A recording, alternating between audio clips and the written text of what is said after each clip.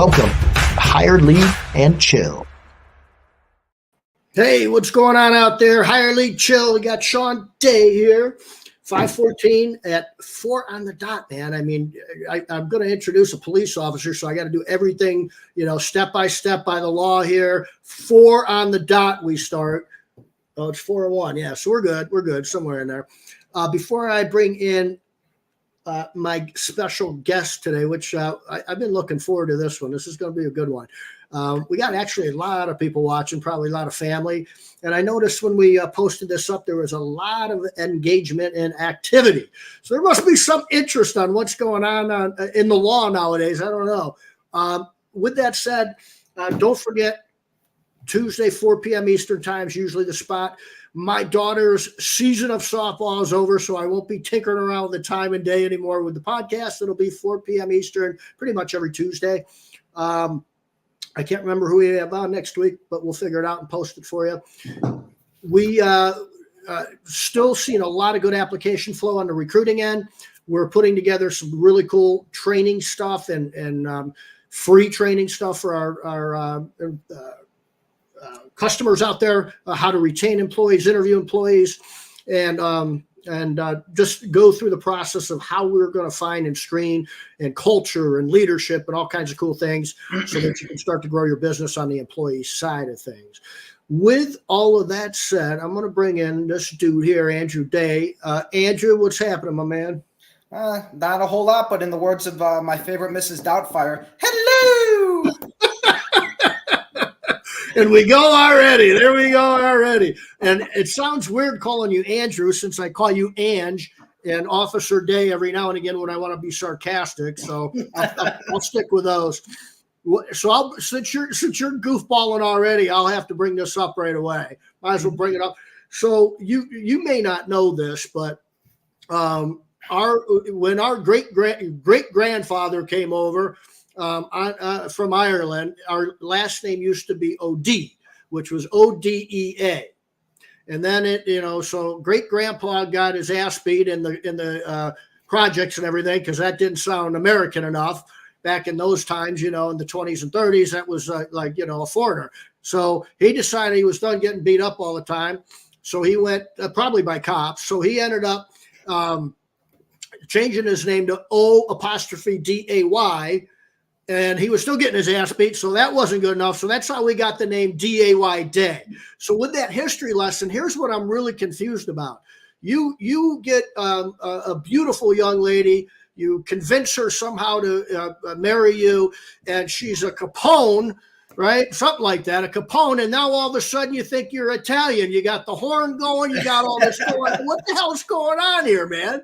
Yeah, so I met my wife, Serena Capone, in college when I was living in South Euclid. She was going to Notre Dame, and I was going to Cleveland State. Just met a bunch of friends of mine went to Notre Dame, and I was living there.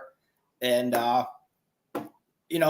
small worlds, I guess. We find, when we get together, we find out that she comes from a wrestling background family. And, not so much me or my brothers, but you, Dad, and Uncle Denny all were wrestlers. So she's the youngest and she's the only girl. And we got 3 brothers and Danielle, the youngest sister. So it was just kind of, it just kind of meshed really well.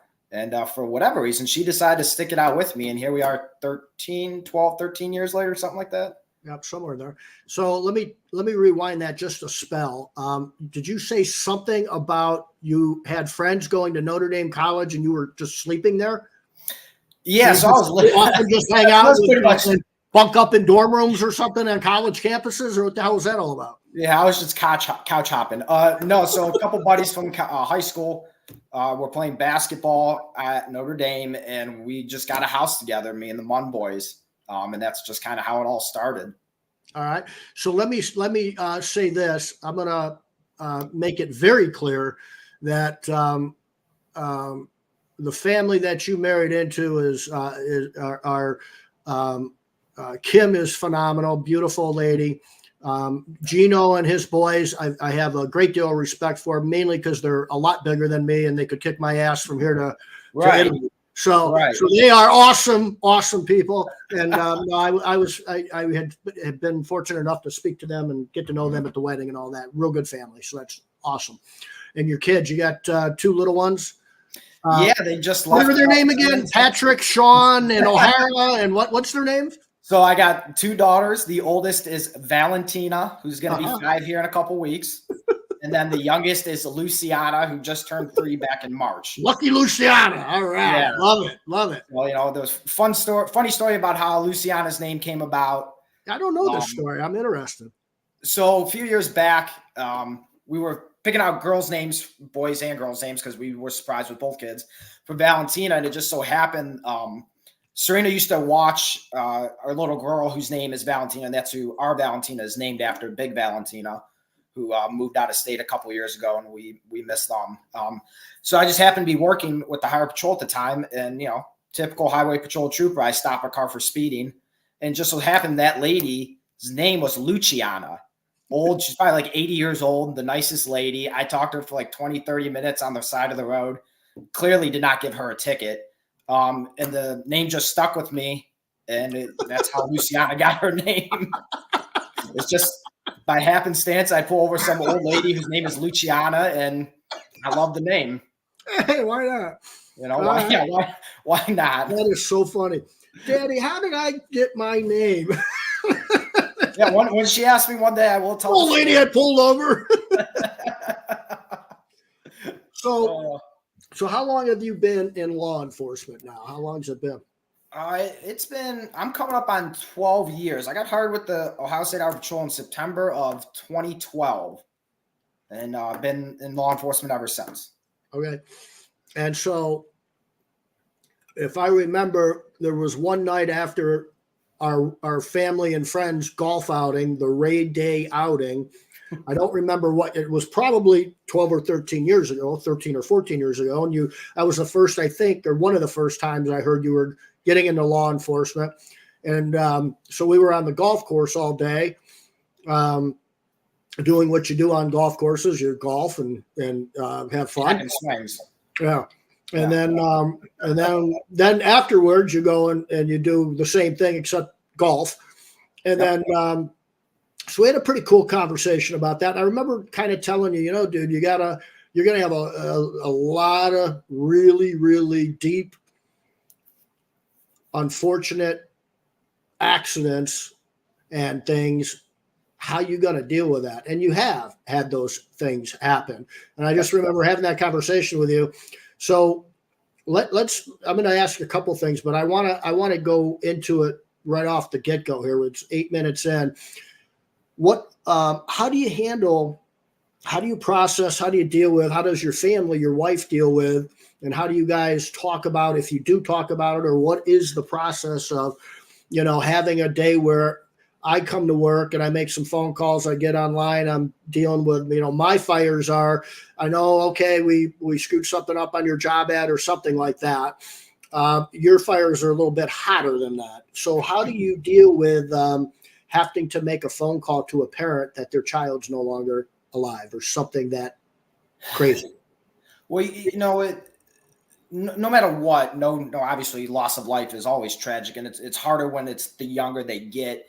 I learned early on that I kind of looked at it from the perspective of, if you're older than me, at least you've lived a life, you've had somewhat of a life. If you're younger than me, it's tragic because you never really lived yet. So kids are difficult no matter what. Unfortunately, I've had to do a couple of kids, and the one thing is we never do it over the phone. I never do it over the phone. You don't make a phone call. You don't tell somebody that kind of news over the phone unless you really have to, if they're out of state or maybe, circumstances. But that's an in-person thing, which is honestly probably 10 times harder to do it in person because you see the live reaction to a loved one that you just told their loved one is no longer here. So that's really hard. It's kind of gut-wrenching to kind of be able to do that. And it's hard to say that, after 12 years that it doesn't get easier or you don't get numb to it, but it's just part of the responsibilities that you understand that you inherently take doing this job. And your job is to remain calm when you just brought chaos into their life. Yeah. And is that something you get training on? I mean, they probably, I'm sure, bring it up and everything, but what sort of training goes into something like that? You know, we really didn't get training on how to tell people news like that. They pretty much just told me, you just have to tell them, you know, you can't, nobody likes somebody to come to their door and, you know, quote unquote, beat around the bush. It's just pretty straightforward, so they can, you know, take it in and then deal with it in their own manner. So it was just pretty straightforward with me, was just saying, you know, my name is, you know, at the time, Trooper Day with the Iowa State Highway Patrol. Are you the so-and-so of, you know, Jane or John Smith? You know, and I have the unfortunate news of telling you that your loved one has died as a result of a car crash or whatever the incident may be. And then you just kind of react off of what they do, and you ask them if whatever help they need, if there's phone calls you can make, you stay with them until somebody gets there. The main thing they always told us is you never go by yourself. So there's always somebody with you, and you don't leave that house until somebody else comes there to be with that person. You don't want to makes a lot of sense. Alone. Yeah, that makes a lot of sense. It makes a lot of sense to me why you would wait for somebody to go to be a family or friend or something. Why two police officers? You never know how people are going to react. When you just tell them news like that, I've seen a whole array of reactions that it's just always good to have somebody there with you for any scenario that may pop up. And if the one I remembered having to do was one of the last ones with the Highway Patrol before I came to the sheriff's office was a fiance's gotten an argument, and he went out to just run up to the corner, kind of cool off.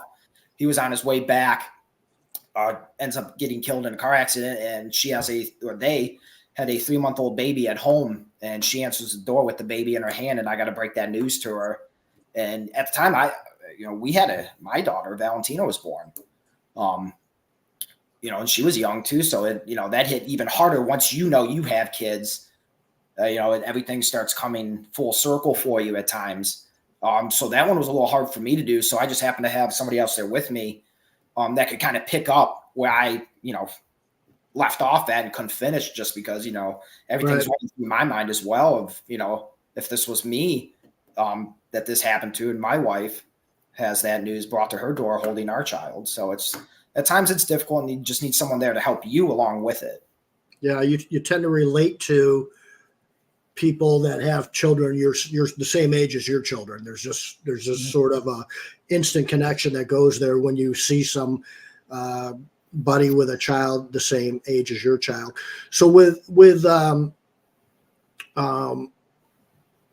how do you go home and process that? I mean, how do you go home? How do you you're supposed to be there for the kids and the wife, and you're supposed to be a dad, you're supposed to be a husband, and you just went through the day you did. Because I bring these things up. I think it's obvious that police officers go through these things, but I think people watching, when they hear it and hear a conversation about it, it really is impactful.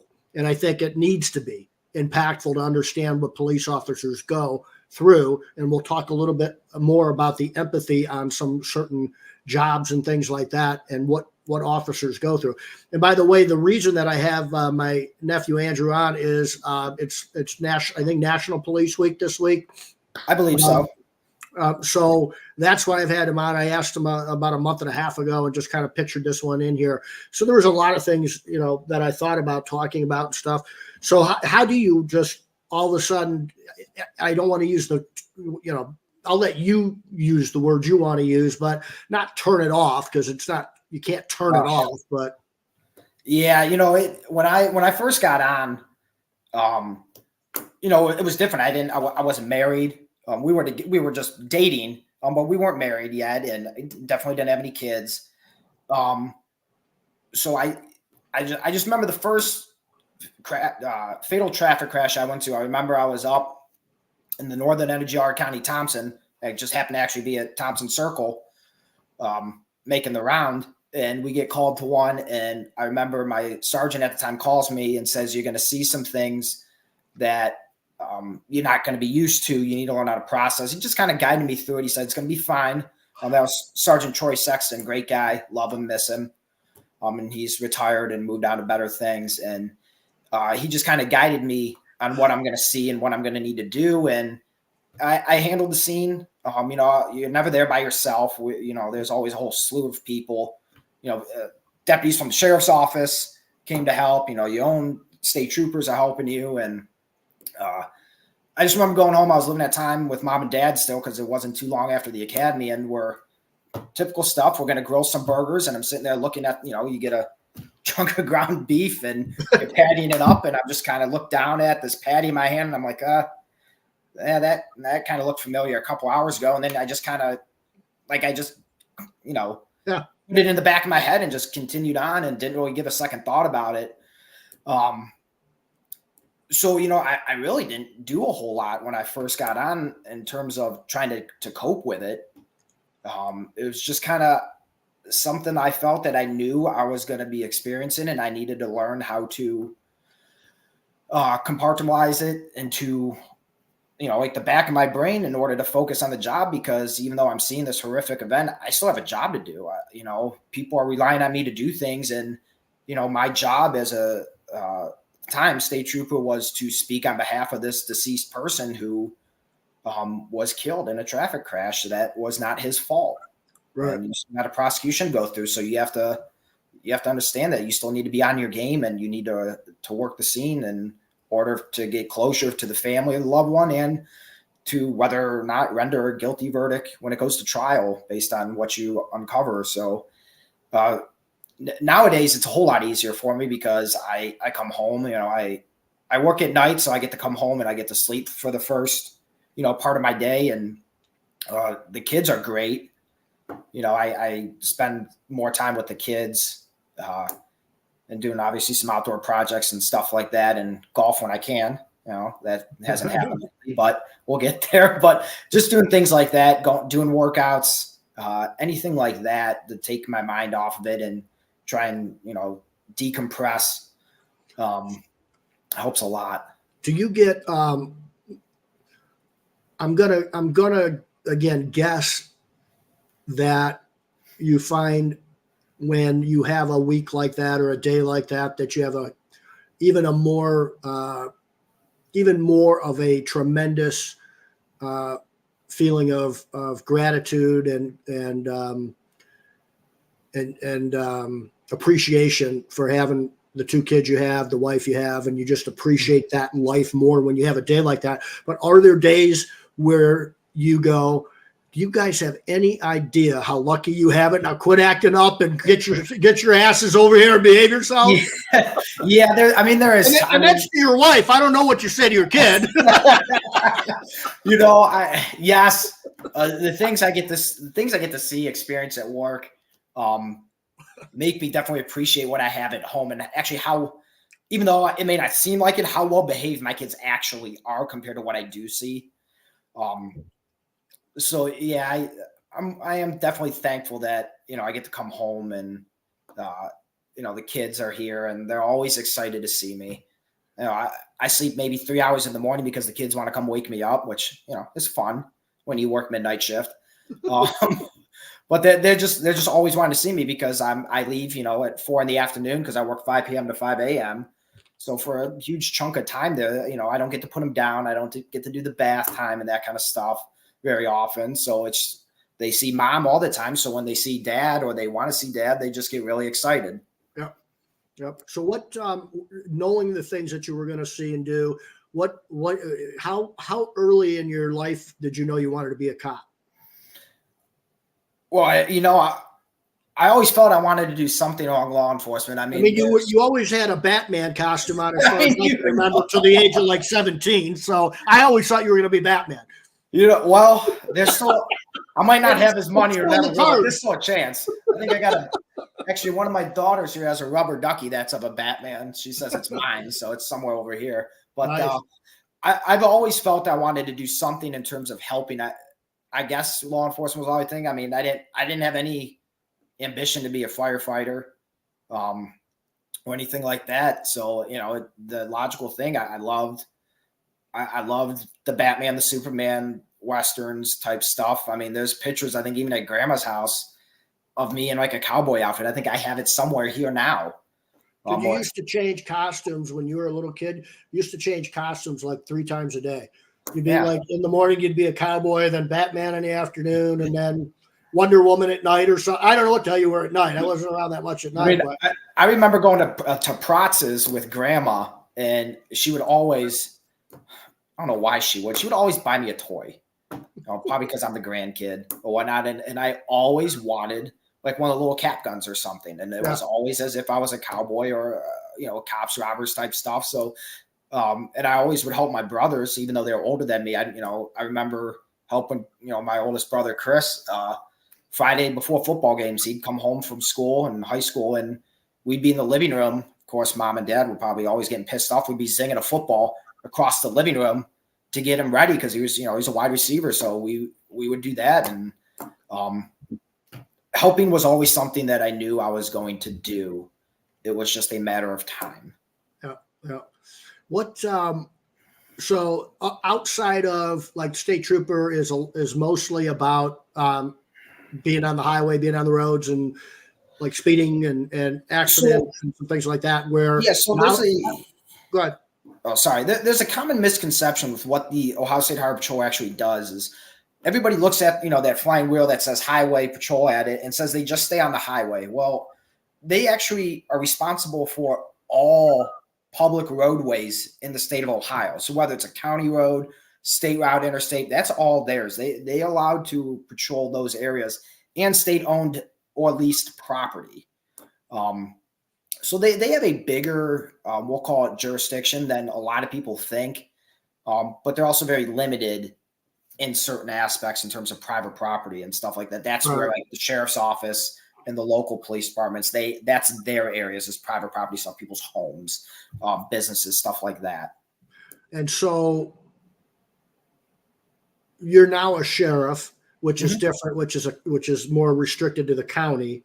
Yes. But if I remember some conversations we've had in the past, it seems like when you're called up to do something, whether you were a state trooper or whether you're in the sheriff's department in the county, if there's something going on, like we've had a school shooting in our county, right? There's certain, and I think, were you a state trooper at that time or were you in the sheriff's department? No, when the Chardon shooting? Yeah. Yeah, so the Chardon school shooting, I was actually just starting to get recruited into the highway patrol. I was still in college. Sitting at the table and watching on the news, and not too long after that, I got the phone call that I was accepted to the Ohio State Highway Patrol Academy. So that was February 27th, 2012, 25th or 27th. It was February 2012, and then September of 2012, I went to the Patrol Academy. Yeah. So like for people that aren't familiar with Ohio and Northeast Ohio, there was a pretty bad school shooting, probably 10 minutes up the road from where we live, 15, 20 minutes where we grew up. And I actually knew a teacher there, went to school with them, 2 teachers there. One that was very close to some of the action. And so, we all knew somebody and it was a big deal, obviously. But there's times you've been called up though to if there was a protest going on and it was like a national type of protest, not just a protest about whatever. There's not that many protests where we live locally for many things, right? But there's certainly a lot of national protesting going on, not just now, but there was years ago. Yeah, who would be called up for that type of thing? So when I believe it was when I was going through the academy, the incident in Cleveland with everybody commonly knows it as the Brelo trial, where the Cleveland cops got in that chase with that car and shot him like 130 some times. Yeah. That was huge. That was big national news. And when the Brelo trial was happening and then it concluded, that's when some unrest, we'll call it, happened, and the Highway Patrol was called in to assist the local agencies. Cleveland, Cuyahoga County sheriffs were asked the Highway Patrol to come in to help assist, basically just manpower wise. And then in 2016, we had the Republican National Convention in downtown Cleveland, Unfortunately, I did not get to go to that. That was huge, though. What year was that? 2016, I think.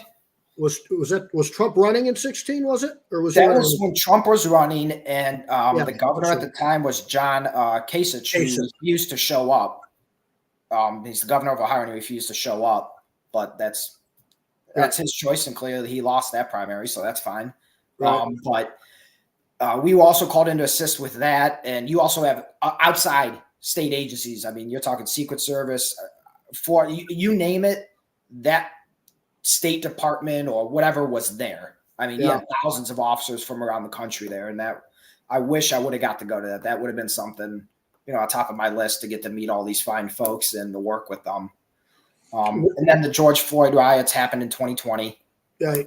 and I got called to Columbus for that, down at the State House, which is which is protected with state troopers.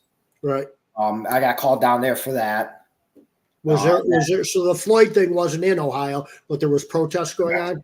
Yes, correct. In major cities throughout Ohio, like Cincinnati, Cleveland, Akron, Columbus, the big metropolitan areas. Yep. So there's a lot of things that go. One of the cool things that maybe you don't think it's cool, but I think it's cool because I get to watch it instead of dealing with it. And I think you probably dig this part of your job is that, like, when you need to go to court, that's a tricky game, man, because there's a lot on the line sometimes.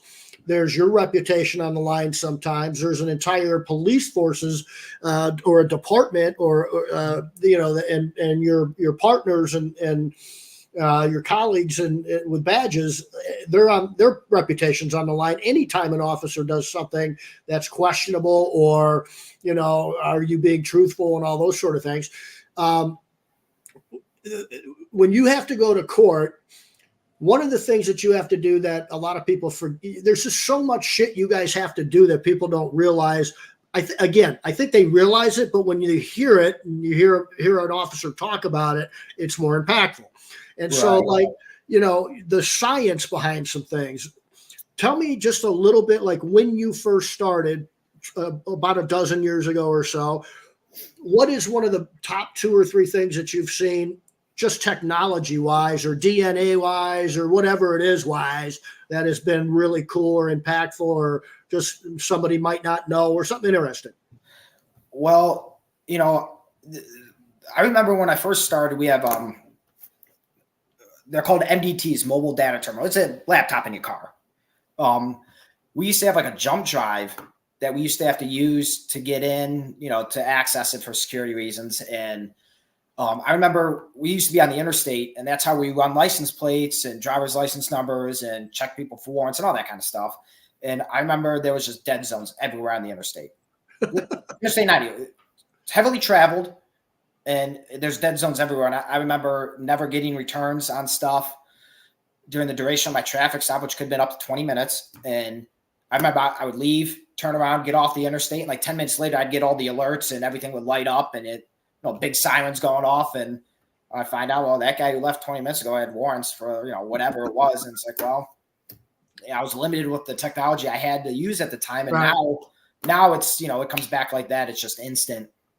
And that's probably the biggest thing is being able to get information back in a quick amount of time to be able to assess what kind of individual you may be dealing with. And stuff like that. So usually it's not like you run the license plate and you know everything about the guy. Not right now. I mean, like their driving history, tickets they've gotten, stuff like that. But, you don't know if they have people buried in the backyard that they've been arrested for or anything. Well, it makes a big difference when, like, I know I'm going to stop a car in front of me and I'm able to run that license plate before I try and make my traffic stop. So I have a little glimpse of what kind of person I may be dealing with driving wise. Are they speeding all the time? Are they getting a whole bunch of tickets, or have they never gotten a ticket in their life? And this was just a mistake that they made and they just got caught speeding. So it gives me just a little glimpse into maybe what kind of person I may be dealing with. It is very limited, but it's makes my job a whole lot easier when I have that going into the traffic stop.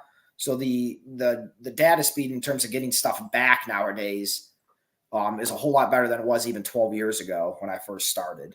How many times do you think you've had, just give me a rough guesstimate, how many times you've been in the courtroom as a police officer testifying in a case? Honestly, probably, I'd say maybe close to 15, 20, somewhere in there. It was rare that I did go when I was a trooper. I've gone a lot more now that I'm a deputy than I did when I was a trooper, with the caveat of some of the crash reconstructionist things that I did for them, and either presenting a case to a prosecutor or meetings or stuff like that. It was even rare I went to a full jury trial or bench trial for those. All right. Without, obviously you can't talk about some things maybe, but was there anybody that like got on the stand and you just lied their asses off and you're just sitting there going, what the hell? This guy's just like, Trooper Day gave me a ticket and I know I wasn't speeding. That's one thing, but. No, I don't think I'd say, we'll call it maybe stretching the truth a bit. I don't want to say full on lying, because I don't want to say that's perjury or anything, but we'll call it embellishing. That'll probably be the best term to use. So now you're a lawyer too, huh? Oh no! I just I believe that everybody does have a day in court, and if they happen to beat me in court, that's fine. If I presented the best case I felt and I lost, I'm okay with that. My goal at the end of the day is to take, those people that need to be off the streets, and I'll let the judicial system on that end determine whether or not they get sentenced to, for an amount of time, a jail time, prison term, stuff like that. Every drunk driver that I've taken off the street didn't get convicted of a DUI, but my job was to get them off the roadway so they didn't harm themselves or others. So I'm okay with that. I mean, it doesn't bother me. Yeah. And so how often do you see somebody that goes into the courtroom and they have a DUI, or whatever the case may be, and they're getting off, or they're getting a lesser charge, and it's maybe repetitive? When does that become really tiring as an officer, seeing that happen? Because I know it must happen, because I know people. You've never said anything or talked to me about a case like that, but I know people that have gotten off of DUIs 3 or 4 times, or some more than that, or somebody that's in and out like constantly, and sooner or later it hurt people. It definitely frustrates me when I know that person has, we'll say, gotten away with it. But there's, everybody does make a mistake. I can understand, like, if you get, arrested for DUI and it's your first offense, I can understand the judge, dismissing that charge, or maybe pleading to a lesser offense and then having a dismissal so it's expunged from your record. I understand all that. But when you hit the 3 to 4 plus mark, and it's the same judge you're going to, if I'm sitting here questioning it as the officer arresting you, I got to feel the judge has got to be saying the same thing. Like, I keep giving this guy or girl a break. When am I going to wise up and say, I'm tired of seeing this person, they need to get put away, because I don't want to see them no more, because they're continuing to show bad habits, and, they're making a fool out of my courtroom, or making a fool out of me as a law enforcement officer. And what are they doing? So with that said, what do we do with the epidemic of fentanyl, the epidemic of drugs? There's been a drug epidemic for a long time, right? Mm-hmm. The 60s really poured it in, maybe even the 50s a little bit. You have like Sigmund Freud, probably the most famous. He was a cokehead, right? And we just a skosh. He's basically laid out what the frickin' psychologist is for us. So everybody going to see a psychologist, all of this theme that we use for psychology, it came from a cokehead named Sigmund Freud. Which is kind of, ironic, because if you go to psychologists who, Freud was a cokehead, you go to a psychologist who prescribed pills to help with your issue. So, are we just repeating the cycle here again, or are we really trying to get to the problem here, or the root cause, and trying to fix it? What about what about the fentanyl stuff? I mean, every time you turn on the news, it's a fentanyl epidemic. Is it as, I mean, you can't underplay it and understate it, but is it as bad as what we hear on the news 24/7? Practically, it's a campaign. It's on the campaign trail. It's part of the border crisis, or it's not. You know, what's going on with this goddamn fentanyl that's killing the kids? Is it as bad as they say it is? It is horrible, because not only do you have fentanyl, but you got carfentanil and all this other names that I can't even pronounce, that are, you know, you change one little ingredient and it's got a whole different other name with 13 letters in it that I can never understand. Yes, it's a problem. It's a big problem. And the issue is that when it started, was you were prescribed pain pills, you know, oxys, you know, stuff like that cost X amount of dollars. Well, this fentanyl crap came about and it was cheaper. So people that couldn't afford, whatever, a 20, 30, 40, whatever, $50 tab of the oxy or whatnot, now you can go get this, you know, heroin, fentanyl, carfentanil stuff, you know, $10 or whatever it costs. I mean, it was a money thing, and people can't afford the one, so they go black market and buy the other. And, you know, drug cartels down, you know, South America, you know, they saw a market and a business opportunity, and they are taking full advantage of it. And they've amassed so much wealth that they run the border. They pay off, you know, authorities in other countries to get their product in. No different than what was done in the 60s that Frankie Lucas did in Harlem, and Nicky Barnes and all those guys. They did the same thing when they brought it in during the Vietnam War and stuff like that in caskets. So money corrupts, and the cartels have amassed so much that they have now taken control of what is essentially, I mean, I guess you can call it a southern border. I don't know if there is a border at the moment, but they've taken control of it, and it's known. It's not a secret. It's a tough thing to, you know, in the day, and Giuliani and just before him, cleaning up some of the things with the mafia. And you look at the mafia, and I know you've studied up on that, and I'm a big junkie on it too. Man, there was obviously some questionable things, obviously, but God damn it, didn't they keep the streets clean? I mean, if you know what I'm saying? It's like at one time before the 80s, a lot of the head honchos did not want to get. You watch The Godfather, you know, that's and what's he say? That's dirty. That stuff's dirty. Yeah. And so I've got two questions with that. That's one, and then and sort of a comment, and then the other one is, it's difficult to do what they did to round up in the RICO laws and all that, and just, you know, and Sonny and all that stuff to get people to turn on each other, and they really dismantled the organized crime. How in the hell? It was difficult though, and it took a lot of years to do that. How in the hell can you do that with basically organized crime that's not in your country? How in the hell do you do that? You know, that it is difficult to these cartels outside U.S. entities, we'll call them, I guess, because they're a business. Yep. I mean, they're structured just like any other company is.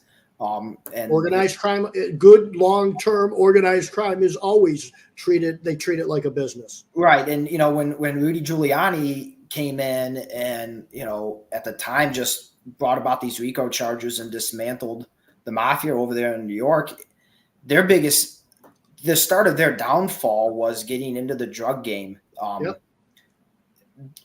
The traditional vices of the mafia, you know, were gambling, prostitution, some loan sharking, some muscling with the Teamsters and Jimmy Hoffa.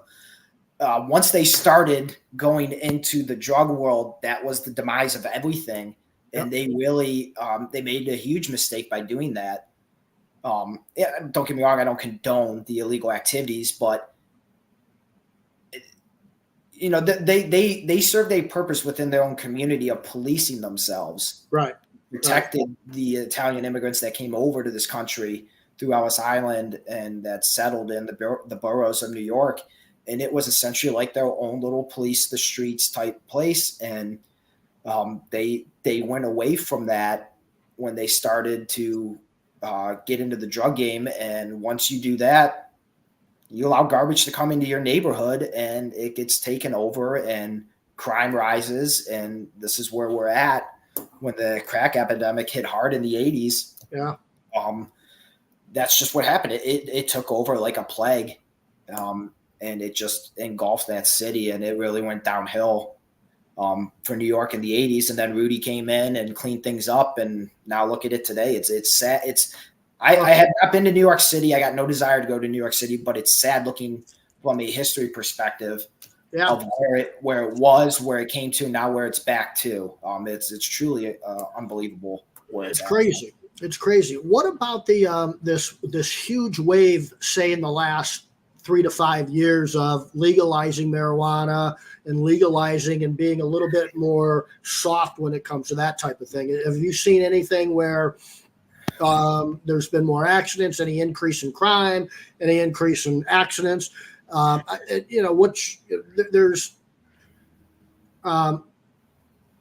There's all kinds of opinions on it, depending on what side you're talking about. And then there's, I'm kind of a middle ground on it, where I'm extremely conservative with money and my taxes and regulations on people and telling people what to do, but I'm pretty liberal on social issues, as far as, if you want to call it, politics. So if you want to smoke pot, but then I'm going, you can't be driving down the road though and smoking pot, because I get kids on the road, okay? If you do stuff in your own house, in your own bedroom, in your own, with your own, all that stuff, you do what you want to do. Adults, okay? Adults, not kids, adults. I'm fine with that about 98% of the time. It's when I might not think it's morally right. I might not think it's safe. I might not advise it, but I don't think it should be illegal. There's, sooner, we got a fentanyl problem, so now let's make marijuana legal. You got the other side that's looking at it like that. Why on earth make drugs, and the number one drug killer of all time is alcohol. And that's never going away, right? That is never going away. We've tried that once, and it ain't ever going to happen. And it didn't go so well for us back in the 1920s. Yeah. So, but, people look at that and they're like, well, alcohol, that's just alcohol is a serious drug that kills a lot of people and causes a lot of problems. And then you can say, well, marijuana, you don't see crazy people shooting up guns and shooting each other and, all that. And it's a little bit gateway too. What do you hear and what do you see? Because you're out there in the streets, so to speak, seeing it from your angle. So I think it was it 2 years ago or last year they had issue 2 in Ohio for the marijuana legalization. Issue 1 or 2, yeah. So, I looked in that, and initially I was on the fence with it. Like, I don't condone it by any means. But my thought process was, if you're going to legalize it, and it looked like it was going that route anyway, why not legalize it, tax it, lower our taxes somewhere else? If they want to make this legal, you're going to tax it, you're going to pay the price for it. One end. And maybe we could get some potholes fixed in downtown Cleveland for once. I mean, that would be nice. But so that was my thought process initially, was, okay, fine. If they want to do it, legalize it, tax it. Maybe we can lower our taxes somewhere else and maybe finally get some roads and bridges fixed around here, infrastructure wise. But then, especially bridges after what's happened in Maryland, right? Yeah, goodness sakes. Yeah, definitely. I think they've been working on Valley View for a while now, and I'm terrified to drive over it still. But, and then I thought more about it, and, I watch some, I do listen to some podcasts, some news shows, some stuff like that. That consumes actually quite a bit of my time these days. Right. But then you talk about the psychological effects of prolonged marijuana use, that, could turn people to violence depending on, what goes on up here in the synapses and stuff like that. So I'm not going to say that it's not a harmless drug and that it doesn't lead to crime, violence type things. And especially nowadays where it's laced with anything. Right. I mean, I know that some people have, smoked marijuana where it was laced with fentanyl. Yep. Yep. So it's a whole lot different now than it was, decades ago when it was just garbage marijuana that you smoked because, you had $10 or whatever it was. Now it's so much more involved. It's so much more scientific, even to have it in your own, grow it in your own home if that's what you choose to do. There's the gummies and you got candy, you got, gummies, brownies, cookies, butter, all this other kind of nonsense that they have nowadays. And I think it's a lot more potent these days to where I don't think we truly know what it's going to do to a fully developed brain, let alone an adolescent brain that's not fully developed yet, and what it could do long-term damage. And I think we've overlooked that and catered to special interest groups that wanted to legalize it. I did not vote for it, legalizing it. I changed my mind on that rather quickly once I actually did some research instead of just listening to what was out there on my own and taking it for the gospel. I actually did my own research because, Wikipedia doesn't tell you everything. So yeah, I wasn't for it. I'm not for any of the illegal drugs. I don't care what it is. I understand it does have some health benefits, and I understand that. And if that's what you're prescribed by a doctor and you do the prescription, it's all well and good. Anything to excess, including alcohol, is bad for you. So, in moderation of legal things is okay, I suppose. What about, so we talked about a fentanyl problem a little bit, and it's real. What about this? This is really troublesome to me in this country. I get the fentanyl thing because the drug thing is just it's addictive and it's hard to deal with, and you tend to think, I think if you're the addict, you tend to think you're only harming yourself, which is just not true. We've actually got a cousin that OD'd a couple months ago. Would be your third cousin or second cousin, so you may not know, and not in the state. But it's not just yourself you're hurting. You're obviously just crushing your family and a lot of your friends and that sort of thing. But I want to switch over to this one, man. It's like I'm thinking about trying to do something and getting involved with this one. The sex trafficking thing to me sickens me. If I see somebody on heroin in a corner, that gets me sick. I've had employees that were hooked on heroin, and I've seen it. I've talked to people about it, and it's a sickening, unfortunate thing. But this really, and I'm a guy that likes these scary movies and real crime stuff and all that. But sex trafficking children, let alone adults, sickens me to my soul and to my core. And I can't believe that it's happening in Columbus, and it's happening in Texas, and it's Houston, and it's all the cities that we know, by the tens of thousands of children and hundreds of thousands of people are, slavery is back like there's no tomorrow. And it's undercover. And it's not so undercover. And I've got a girl that's getting ready to go to college here in about a year or so, and I've heard stories that just want to make me puke thinking about it. Where I think it was Columbus, Ohio, I think, and I don't know what college, somewhere around there. A girl gets to just friends with other chicks, right? So she's not being going around to a frat party and flirting with guys and getting drunk and then going upstairs. It's not what she's doing. She's hanging out with what she is thinking are her girlfriends that she's met at a place where she works, and she's going to college, and they befriend her. And then they say, let's go out and celebrate. And the next thing she knows, she's waking up somewhere in some fucking dungeon looking place. Yeah. And these are other women doing this to women and children. And so, you forget the 30 or 40 times a day stuff that you have got to endure, and that you're no longer human at that point and have no feeling. And I've watched and I've talked to a couple people that have gone through it. I almost had somebody on my podcast that was working with a nonprofit, and she stopped working there. So with sex trafficking stuff. So I'm going to try to get somebody else on, but it's one of those things I almost think about it daily. Like, and it comes up between my daughter and just things like this. And I'm just like, man, have you seen anything with this, in Geauga County or in Ohio, or anything that you guys deal with or have maybe thought you might be onto something? Me personally, no. I have not seen it. I haven't dealt with it. But I mean, obviously, I know it's here. We have a regional team in Northeast Ohio that this is all that they do is human trafficking victims and stuff like that. And it's a huge problem. I think that sometimes gets underlooked because of something that we'll say like the drug business. I mean, $1 billion a year industry.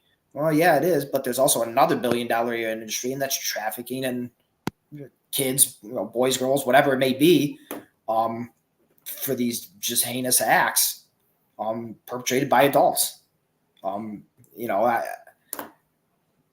that whole, the whole thing, a couple years ago, and I mean, it's still going on in terms of everybody talks about it, about that whole Epstein Island thing.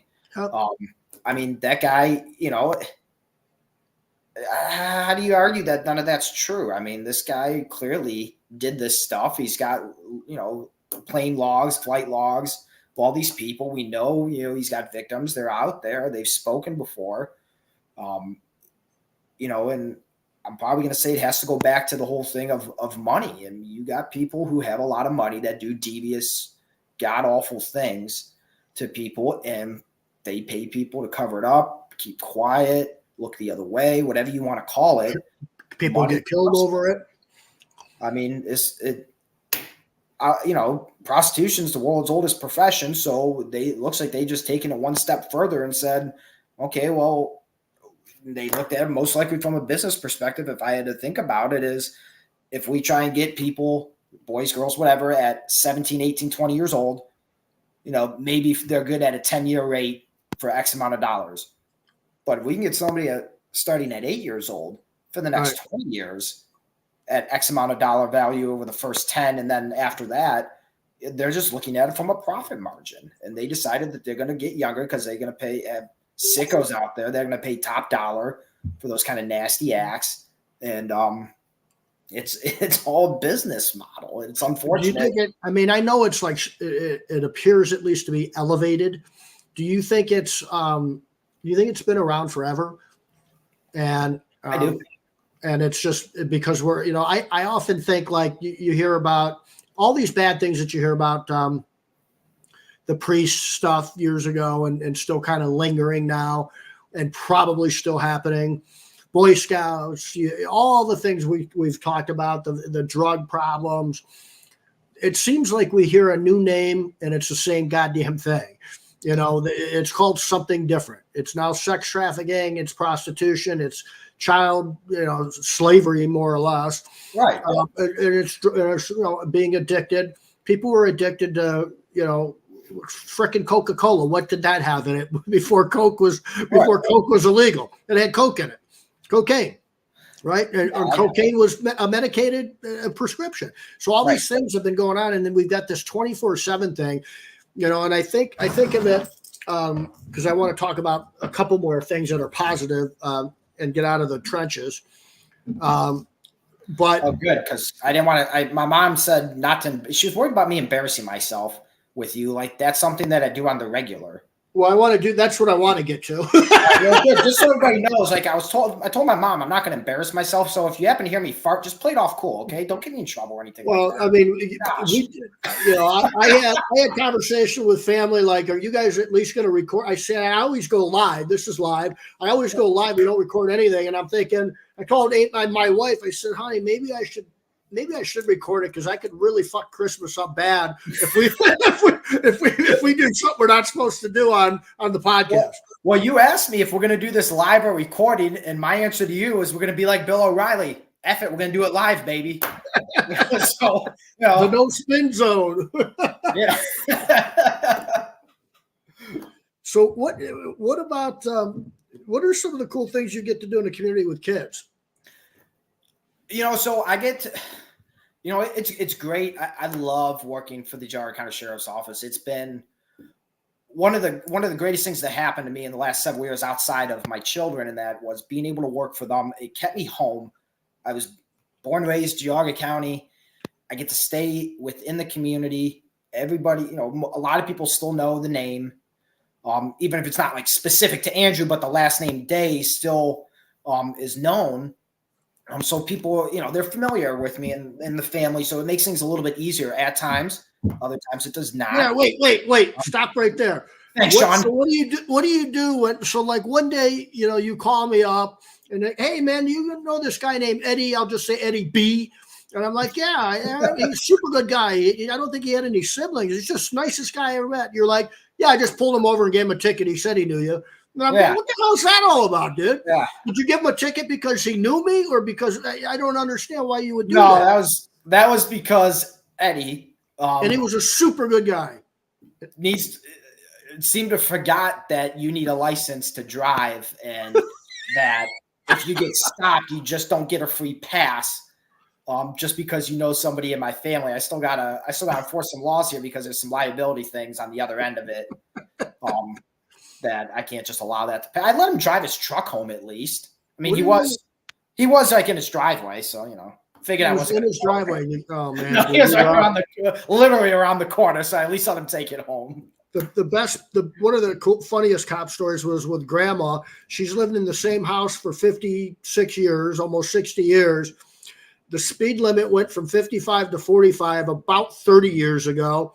And about 5 years ago, she gets pulled over for speeding and tells the cop, I didn't know they changed the speed limit. And they let her off. Well, yeah. I mean, she probably was carrying a spoon with her or something, the same one she hit me with. And I was she hit me with the weightlifting belt. Yeah, I'm sure she still got the shovel from the 70s. Oh, dude. So what do you kind of do safety, like safety programs with the kids and stuff like that, I'm sure?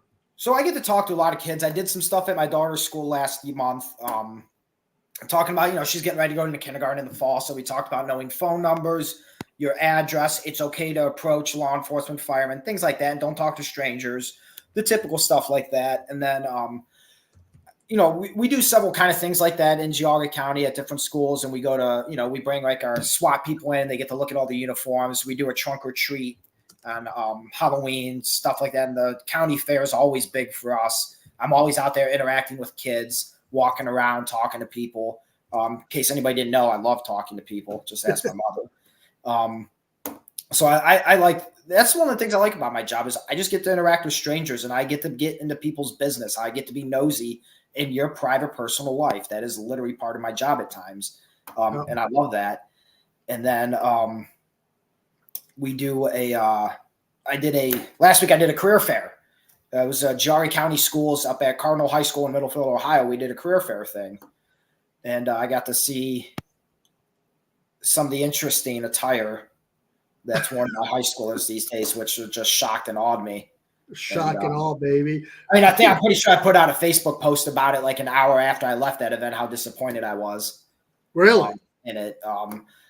Yeah, so and I probably did the same thing when I was in high school, but I at least knew there was a line where I needed to, we'll call it, get out of the sweatpants and hoodie and get into like a polo shirt or business casual. And what I saw last week was just disappointing with some of the outfits. You're at a career fair. That you're trying, you're going to take the next steps. You're either going to college and then you're going to, get a job, or you're going to a trade school, or you're going out into the workforce. So this is kind of one of those steps for these juniors and seniors to start looking at that and getting noticed. And, I saw pajama bottoms there, like Oscar the Grouch, Cookie Monster type nonsense, and tops on young girls that were definitely inappropriate for what this was. And just the grooming standards are horrible. I mean, I know I had a mustache, and that's about as professional as you could get. That's serious business, but there's just grooming standards were horrible. And if I can't understand you, we're in a gymnasium, and if we're sitting at across, a table, and I can't hear you, but then you like back away when you think I'm shouting at you. No, there's so much noise I can hear. I need to be able to talk to you. If you can't look at me in the eye and hold a conversation with me and be, common courtesy socialization, I'm sorry, I'm not going to take interest in you. You're not standing out to me. And there was only, out of the however many kids we saw, there was only 2 that met at least that threshold. And those 2, they were 2 young girls, and they were great. I hope they reach out to our office and we can maybe hook them up with a ride along or get them introduced into we'll call it a life of law enforcement.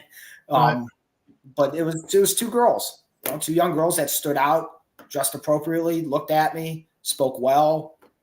And those 3 things alone are going to get you successful no matter what you do. It doesn't have to be law enforcement, but you got to be able to talk to people and look at people and dress appropriate. Otherwise, no one's going to take you serious. I've got, as you know, I have a recruiting thing going on, and I talk to small business owners daily, and I hear 80%, and it's not so much now because it's starting to loosen up a little bit, the labor market, but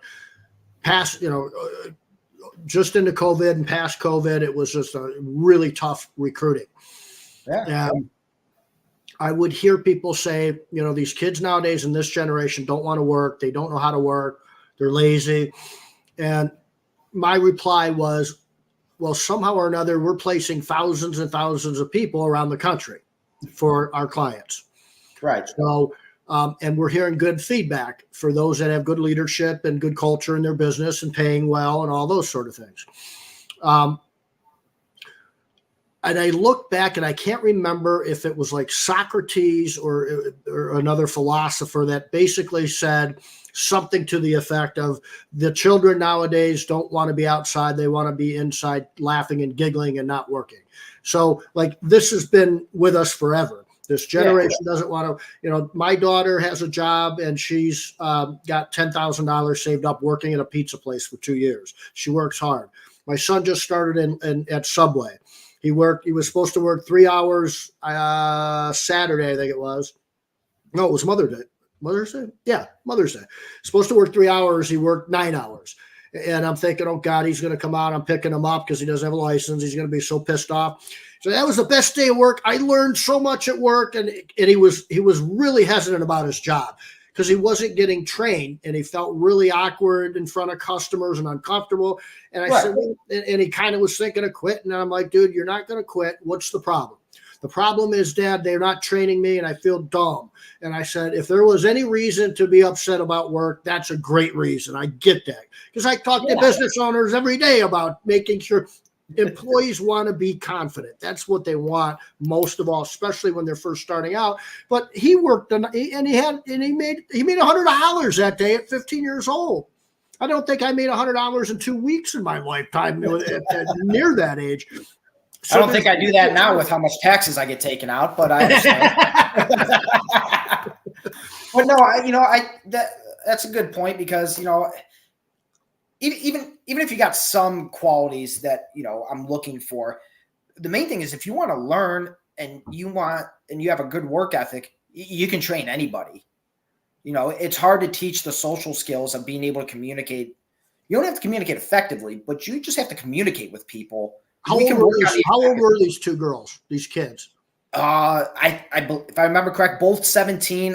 I know for sure the one said juniors or seniors? Junior or senior? I think junior. I think junior. Kara's age, my daughter's age. Yeah.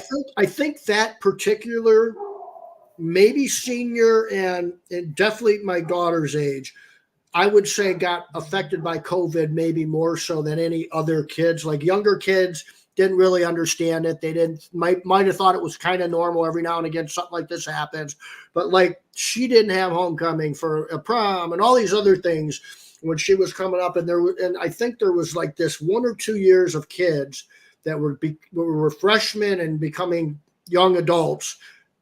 And maybe in the 8th and 9th, somewhere in there, I can tell a little bit sometimes with those kids, like they don't know. The communication is not there. The etiquette of what you're supposed to do is not there. There's a sort of like old school. I always thought I was going to be an old school type of the dad where, you open up, and I am, and I open up a door, help an older lady that you see, help people, help this.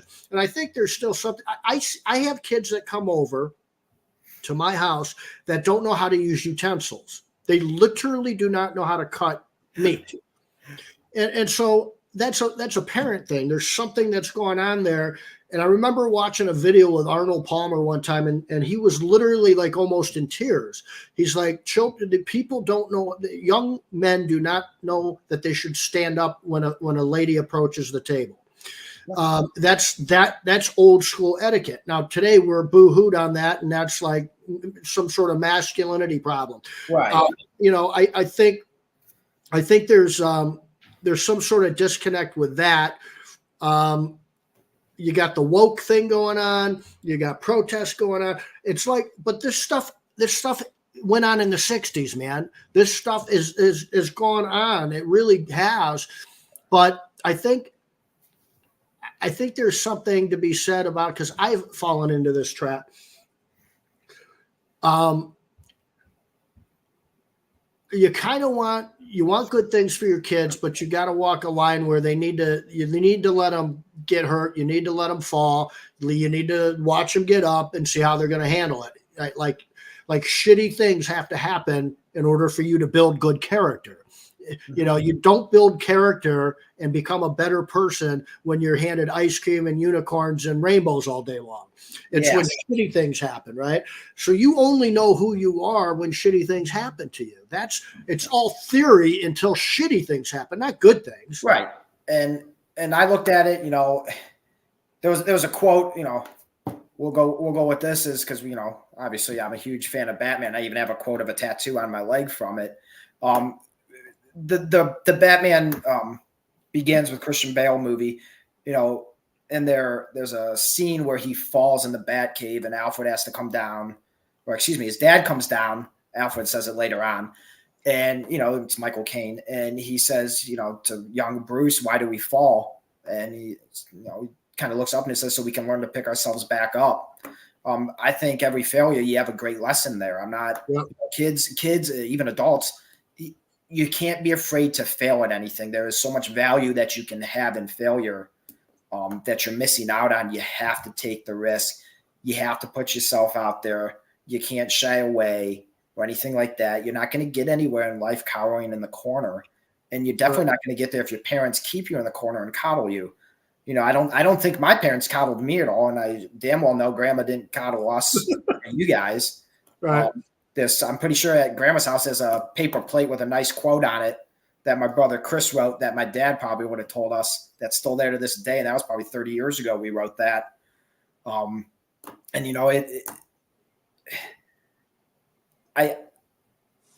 looked at it when I went for a promotion last year with the sheriff's office. And I was only there for like 2.5 years. So I'm still super young.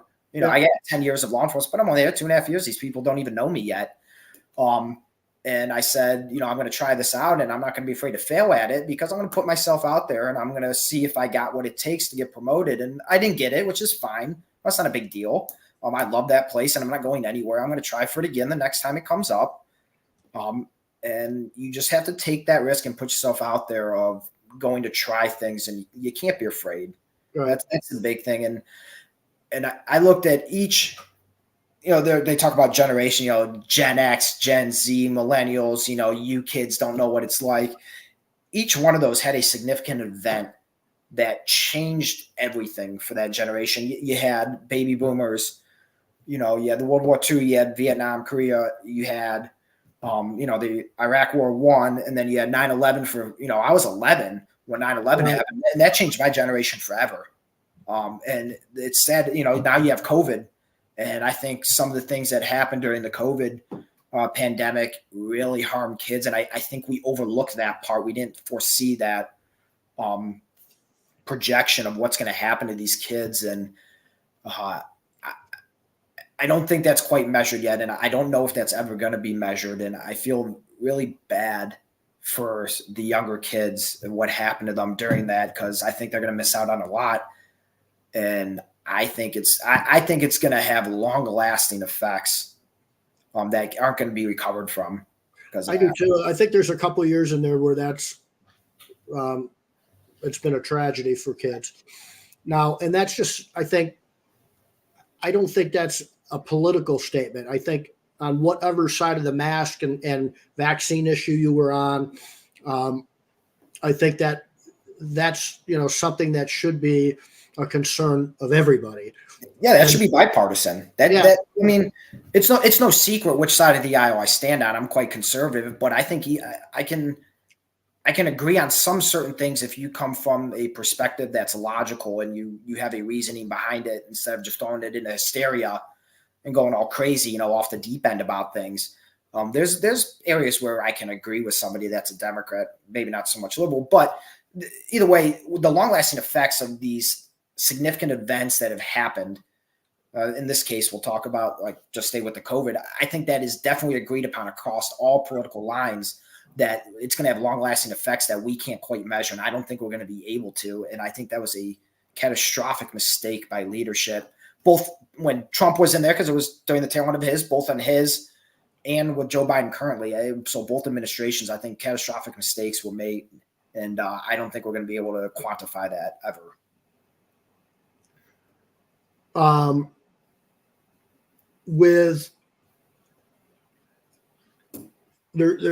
There's been, outside of Vietnam and maybe Korea and maybe Iraq, and Iraq's a little bit of a different bird. Going back to like World War II, I would hear stories from uncles and my mom about the entire country got together.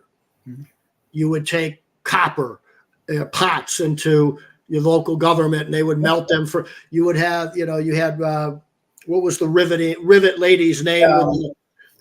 Rosie the Riveter. And you had, I know what you're talking about. And large corporations that were manufacturing cars started manufacturing things for the war. And we were, right. 9/11 brought us together. I remember seeing left and right on Capitol Hill singing, the national anthem. The national anthem. They were singing the national anthem together. Yeah. All that was, now Vietnam's a little bit different. Probably that was a pretty political thing, or ended up being a political thing. And Korea was pretty, a little bit political, but not Vietnam for sure. And then, of course, anything is going to be politicized today with it. But like I said, I'm very conservative with regulating me and telling me what to do, and regulating business and regulating people and telling us we have to drive certain things and we can't have our temperature up too high and all these nonsensical things. My thermostat's good. Just checking it. By the way. If you're going to tell me I can't have Cheetos anymore, California, I got a problem with that. Okay.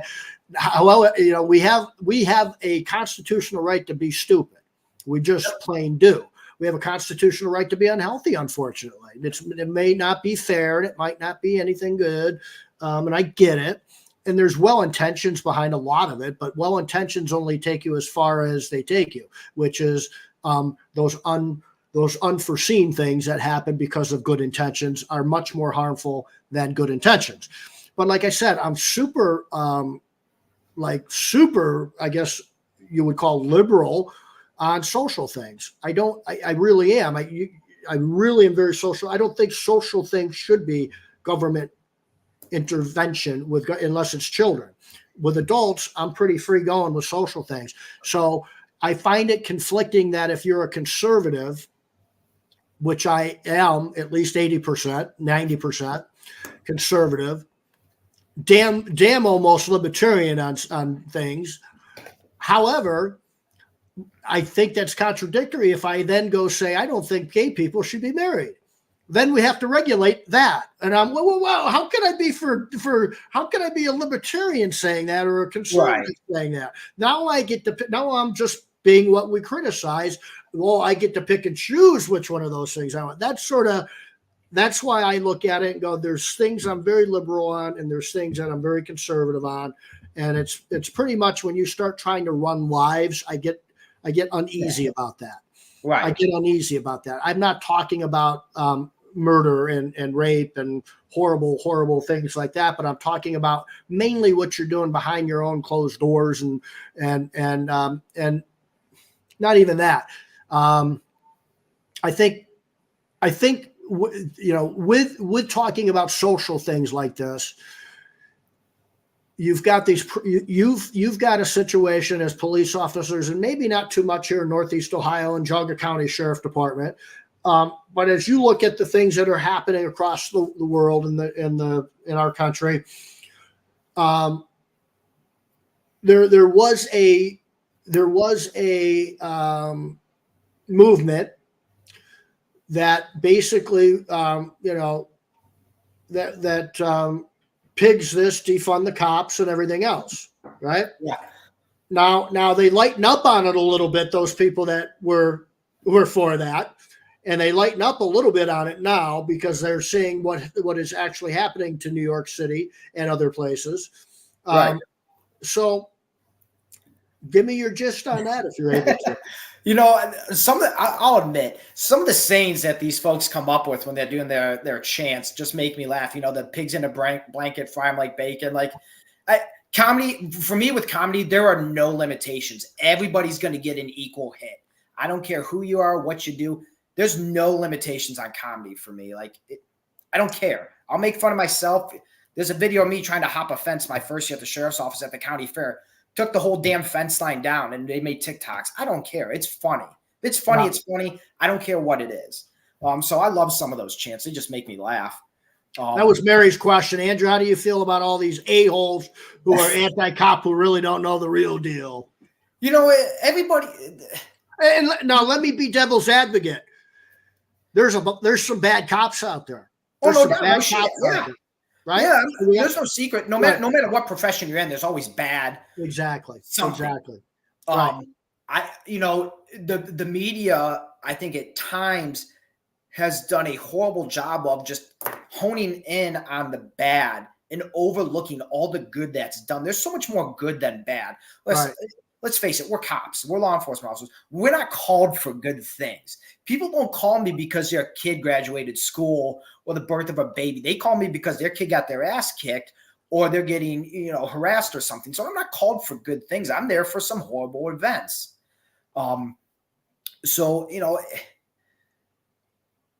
It doesn't bother me that people don't like me. No matter what profession you're in, not everybody's going to like you. I was just having a conversation with my neighbor earlier today about that. And I told her, I understand people don't like me, which is fine. I'm not.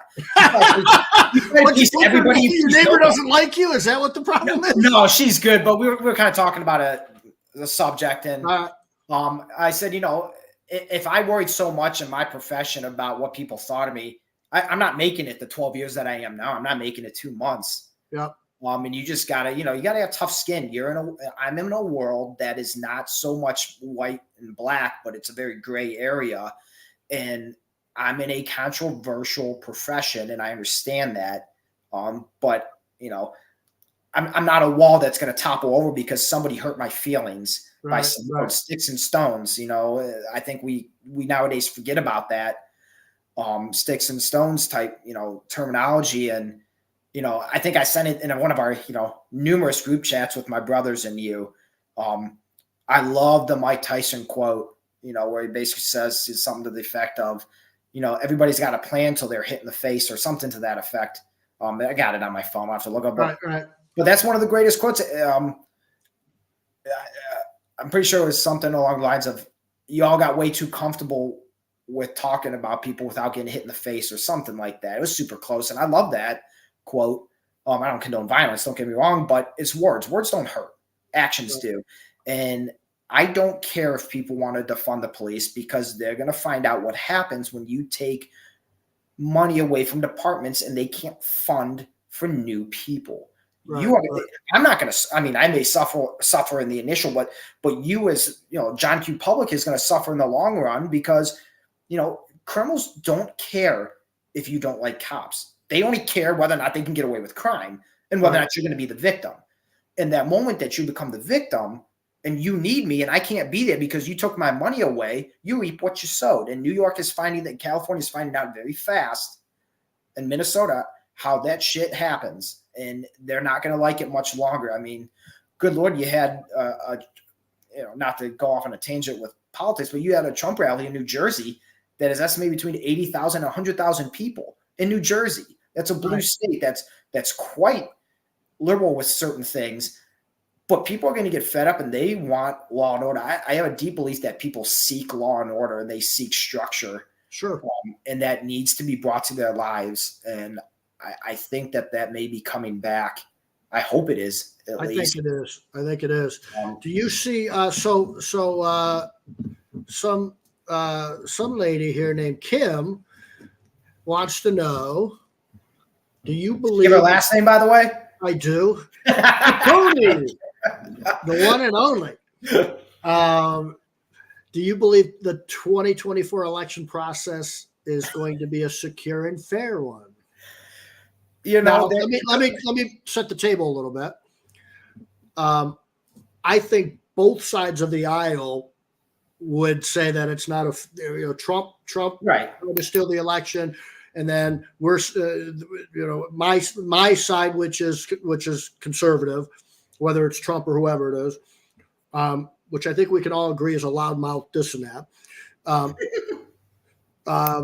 But each side thinks the other side is stealing the election. Right. So and they always have. Right. That's a problem. It's no secret that I am a conservative. I'm a huge Trump supporter. I don't hide that at all. If my wife would actually let me put a massive banner in my front yard between the trees, I would love that, but she would divorce me in a heartbeat. But I think no matter what, there's always going to be election fraud and issues. I mean, you're dealing with technology. Technology is an imperfect creation created by humans, so it's going to have faults. And, to say that do I think Trump lost the election in 2020? No doubt in my mind. Do I think there was fraud? Yes. Enough to overturn it? No. So no matter what, I have faith in the system. I have to. If you don't, then, I have faith in the judicial system as a whole. I have faith in the election process. I think the founding fathers created something that they foresaw in the future, I believe, so far that when they created that document that I don't think we'll see something like that ever again. Definitely not in my lifetime. I keep joking around saying I'm punching my ticket at 82. But Serena might have a difference of opinion, but the process that was set up was so well thought out that I think that it can withstand any scrutiny, even if, whoever wins this next election, the other side is going to still complain that it was stolen or Russia, it was involved, China, whoever the hell it is. It doesn't matter. No, the people voted. It is what it is. Suck up and move on with life. It happens. Am I happy that we're in the state that we are in right now with Joe Biden? No, but I understand that he won the election and he's my president. I do wish success because his success is mine in the long run. But I have faith in the system and I think it'll work out no matter who wins the election. It'll be what it is. And I think it'll be just fine. Everybody will still live. It'll be okay. I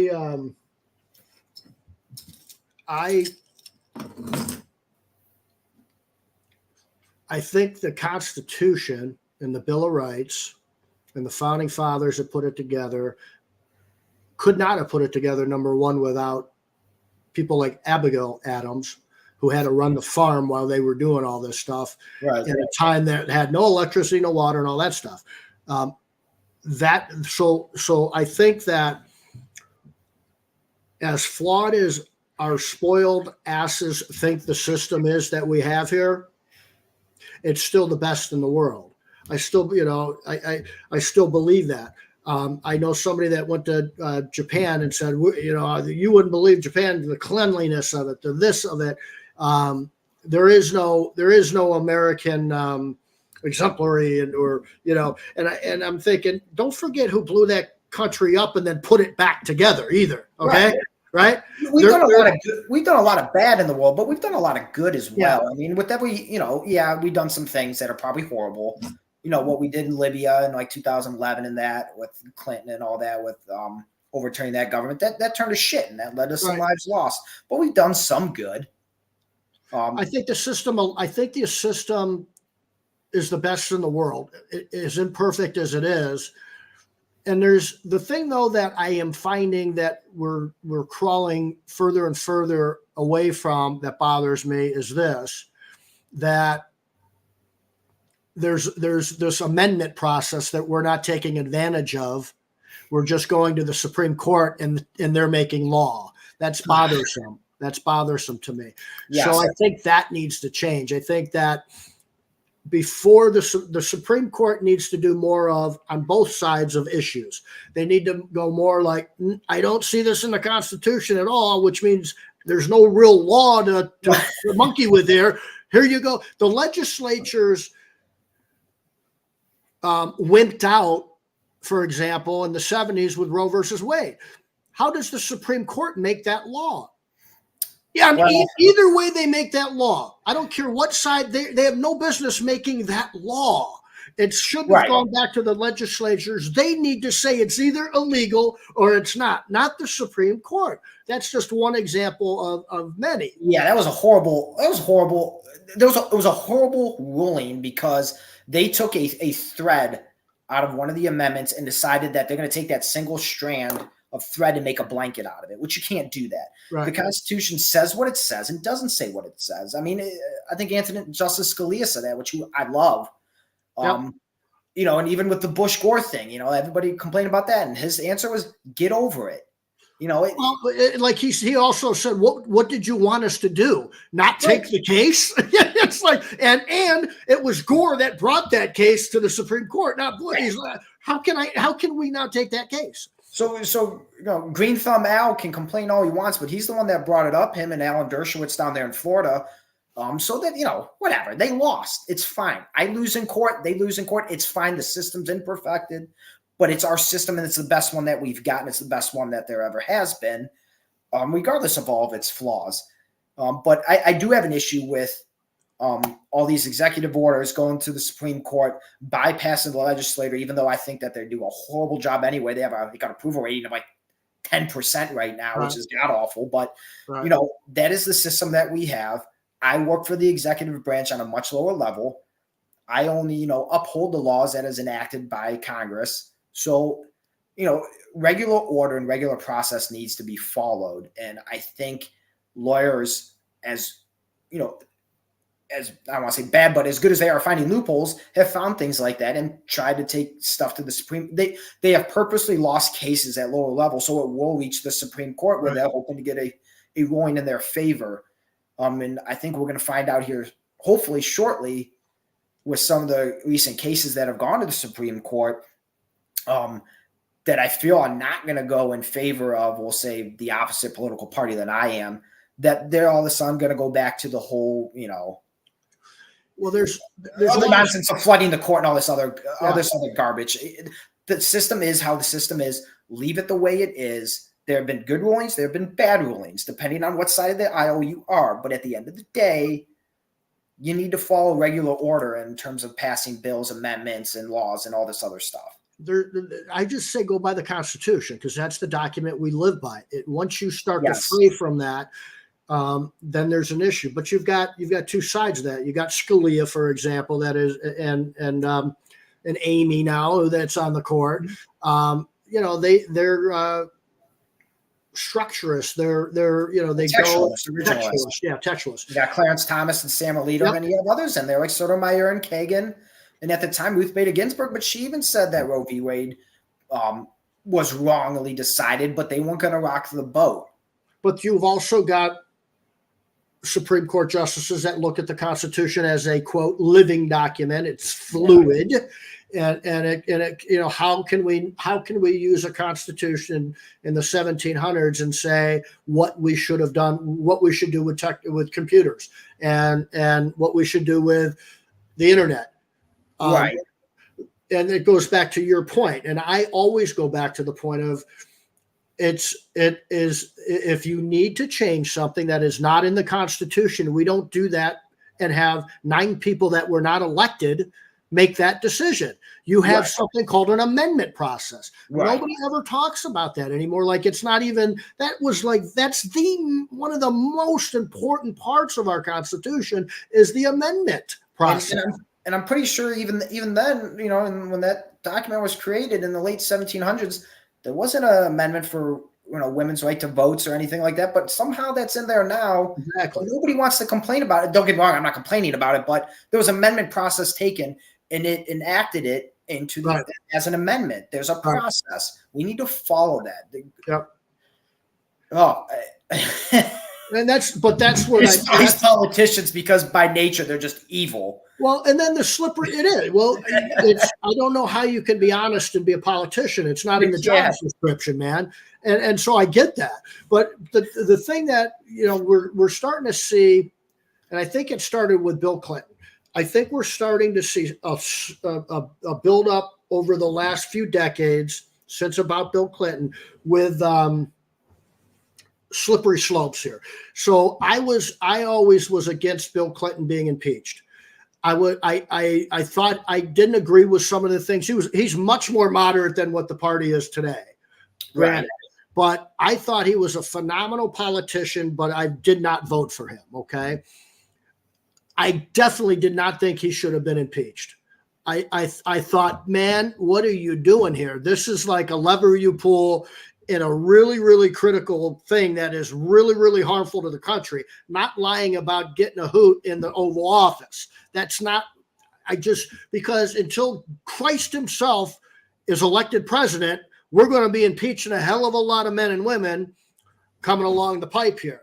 So I don't think that was a good thing. And that I think it was actually the Republicans that started a little bit of a slippery slope there. And I sure as hell don't believe Trump should have been impeached twice. But that kind of opened up the door a little bit with the Clinton thing. And so, you know, and that's a problem. And now this other slippery slope we're seeing is the difference between a Biden Hunter and a Trump. You know, there's some things that are going on that I just look at and go, why are we doing this? If you go by the law, officer, I would say that there was cocaine found in my house, I'd be going to jail. I'd certainly be questioned about it. There was cocaine in Joe Biden's house. Okay.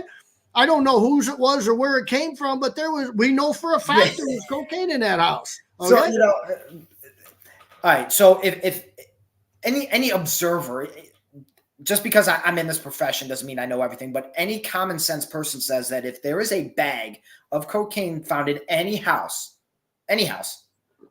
you are going to be able to get some sort of DNA or fingerprint off of it. Yep. And if not, well, how did that get in there? And what kind of screening process do we have at the White House a house? And, you know, I find it hard to believe they don't know who that is, who did that. I obviously disagree with Trump being impeached twice. It makes no sense to do it to Biden. If he's going to get voted out, vote him out. Fine by that. That's done with the process. I mean, let the people vote in who they want. Right. If you don't like them, you vote them out the next election. If I don't like the mayor of the city I live in, the next election, I'm going to vote her out. That is how this works. We're not going to weaponize law enforcement, or in this case, the Department of Justice, in order to seek an outcome. You don't go after the man searching for the crime. You go after the crime searching for the man or woman. Right. That's not how it works. A lot of things have been mismanaged within law enforcement, federally, I guess I'll say, that it's going to take a long time to get that back under control. The problem is with the FBI right now is you have what I'll say just a bunch of lawyers running around dressed up as cops instead of cops dressed up as cops. Right. And that's when you start seeking undesired outcomes in your favor. And I don't like that. I'm very, you know, if I go to a break-in at a house, I don't just say, oh, look, it's John Smith. He's known to break into houses. You know what? I'm going to just arrest him and we'll figure out the rest later. Oh, no, I'm going to figure out the evidence. And if it points to him, then we're going to go talk to him. But, you know, I think there's a lot of hokey stuff going on right now that I don't agree with. I don't like a lot of the things I'm seeing in my own profession at a federal level. Don't get me wrong. Right. It's not here locally. but I think a lot of rights have been violated So, across the board. so with that said, I think I can safely say, and for me at least, I have the opinion of that people are always going to be people. We've got greedy things. We've got power, money, greed, all these things. You know, there's X amount of emotions.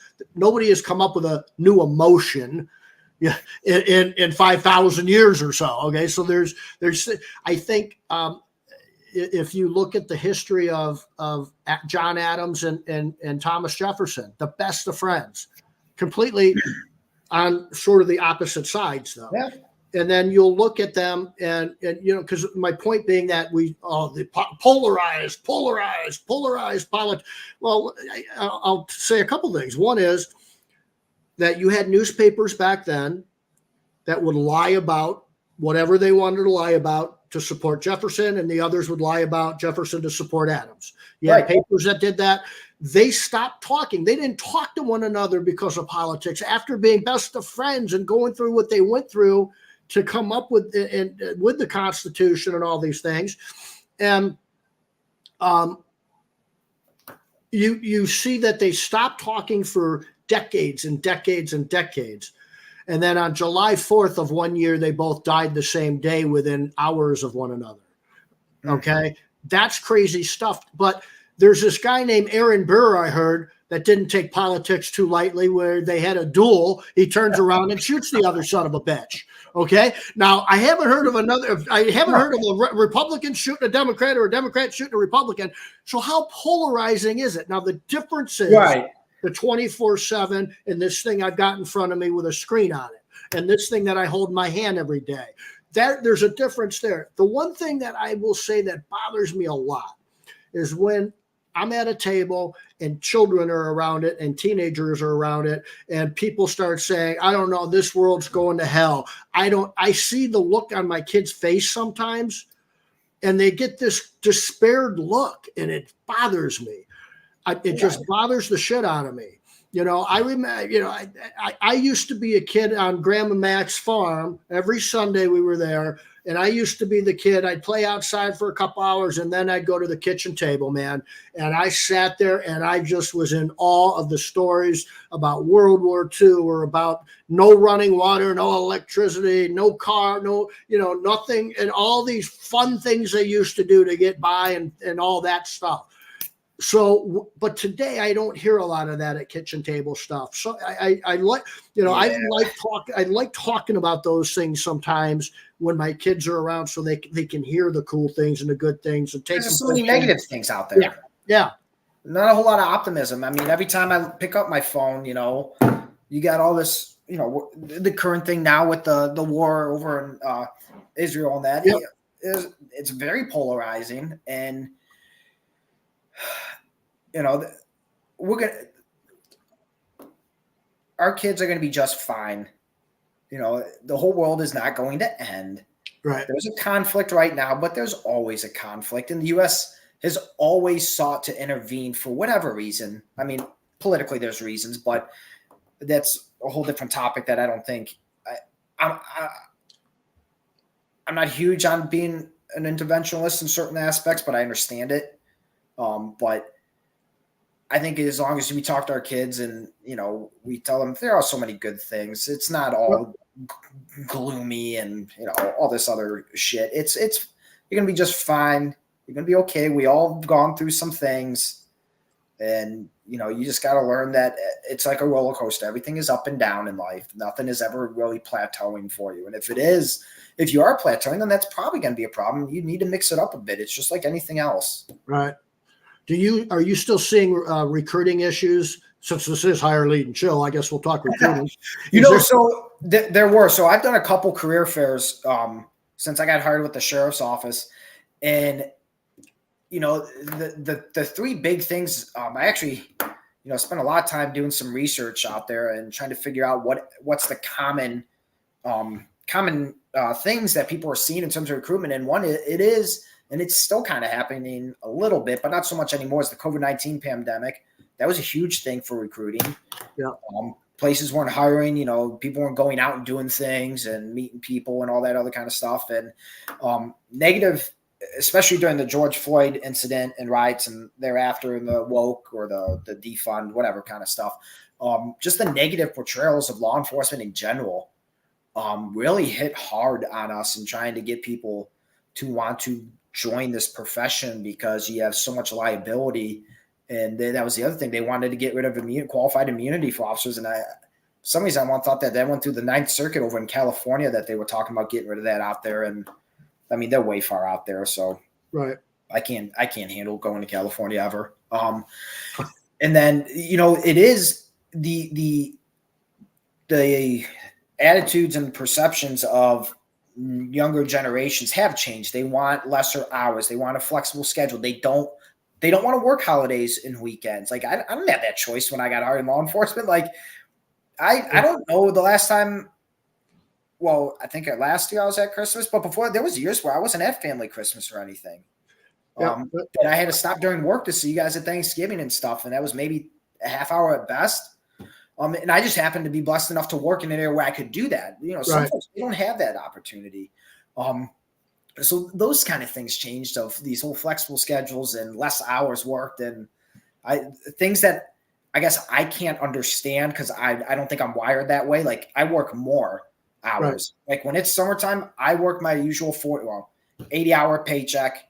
But I'm also working side jobs. I'm working like another 30 hours on top of that because if there's I'm of the mindset, if I want to buy something or I want nice things, I got to work for it, which means I got to make more money or I got to pay for it, more money. I got to work for it. And that's just the way that I am. And luckily my wife understands that. And as much of a headache it causes on her that I'm away and stuff, she understands that that's just how I'm wired. And she's been so great with me. Well, she must consider that it's more of a headache having you home than maybe. I don't know. Yeah. Probably because of my OCD at the house that she needs me out of the house. But, and that's the other thing is, and I don't say it enough is I don't know if I came into this profession 12 years ago being single, I don't think I would be married now because the spouses, it takes such a toll on our spouses, the life that, and she lives it too. It's not just me living this life. I live it day to day, but she does too. And she's been so great with the kids and understanding my schedule and how I don't have a normal job.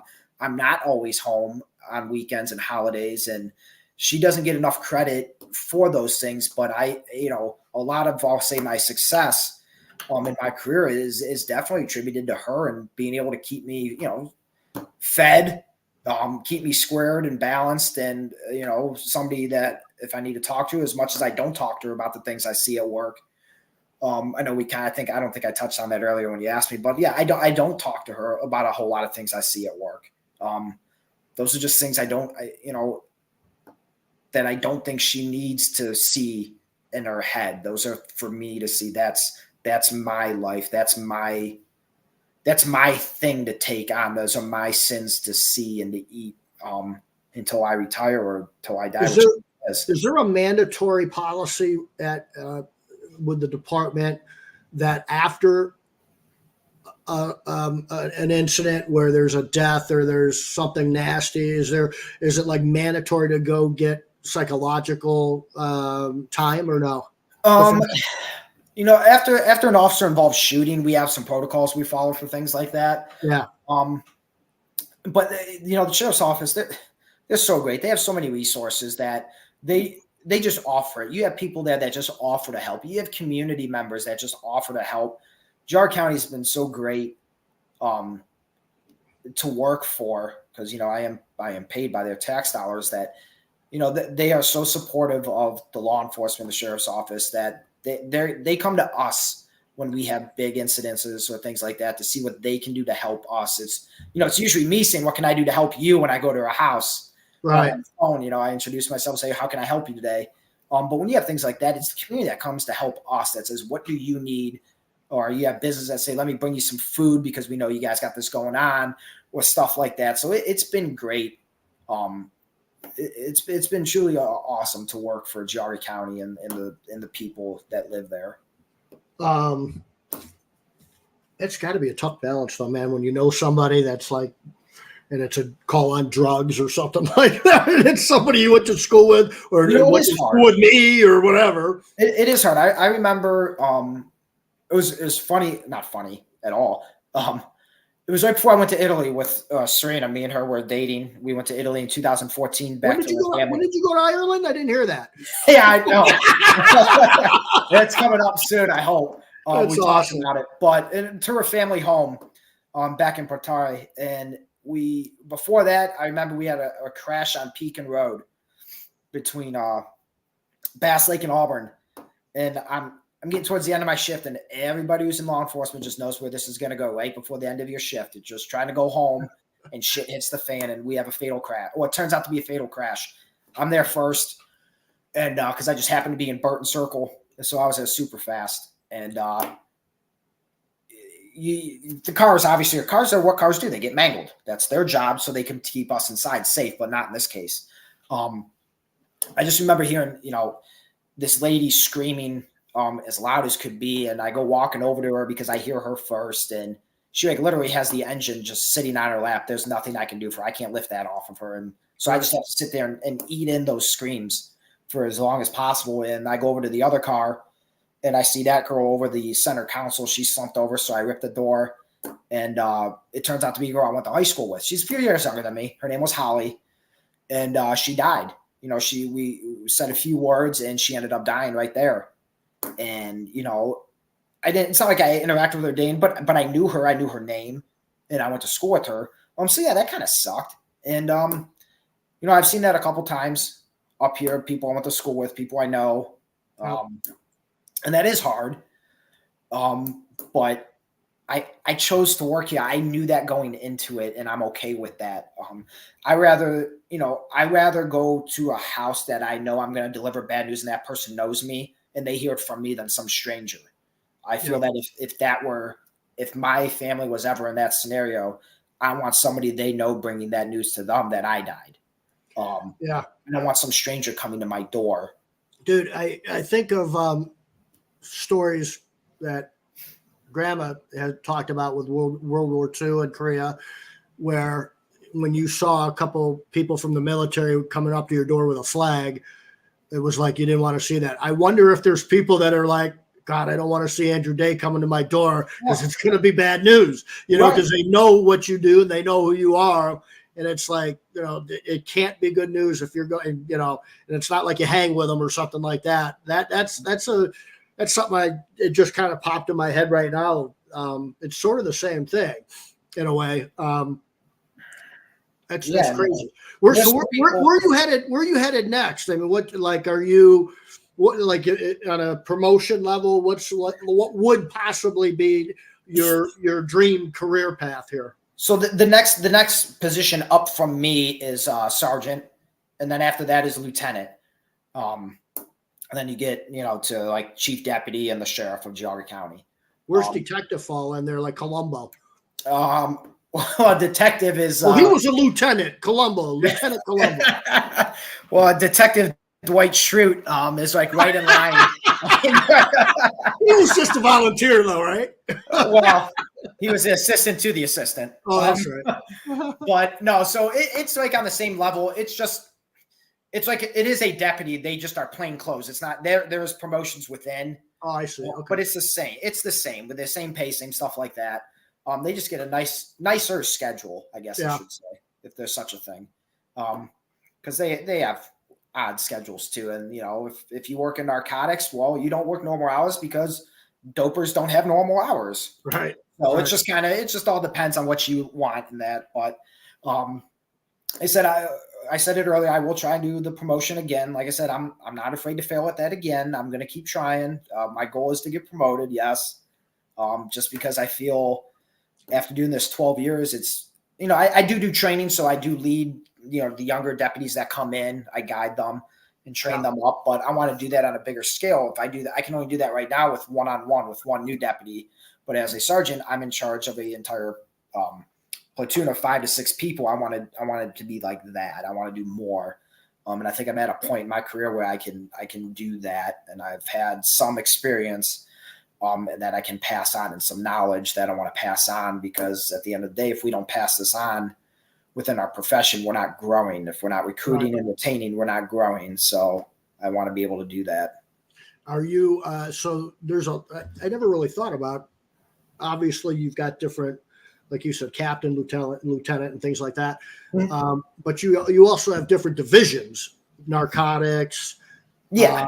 Is there like domestic violent division, or is that just part of the whole thing? Is there yes. a sexual crime unit type of thing? Or so within Geauga County, we do have a domestic violence sexual assault deputy. She falls under the detective bureau, but she wears a uniform. She doesn't wear plain clothes. She's not wearing a polo or anything like that. Her day-to-day is a uniform, just like me. And then we do have a narcotics division. We have we'll call it a general duties, which is kind of just a general detective of any crime, I guess, variants of crime that investigate that. And then we do have some that do like child sex cases, stuff like that. Especially nowadays, it's the whatever this thing is, the internet crime stuff. Whatever that's called, like the Hansen, the predator guy, huh? Like what was it, Steve Hansen or whatever, the Catch a Predator?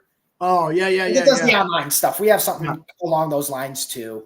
Speaking of predators, sexual predators, that's like part of the sheriff's website is to list the sexual predators in the area, right? Yes.